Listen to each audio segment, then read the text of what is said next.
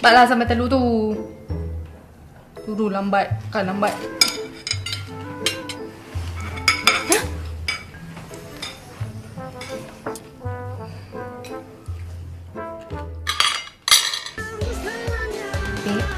Cinta tak kenal usia.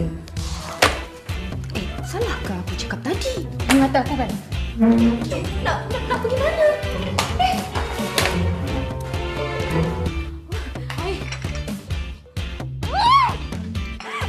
Panasnya! Kenapa tak cakap dengan ayah ini panas? Kenapa tak tanya panas ke tak dulu? I nak hari ni you bawa I pergi kedai mamak juga. Tak nampak ke timing dah pukul berapa? Dah ke maghrib dah. Tak nak juga.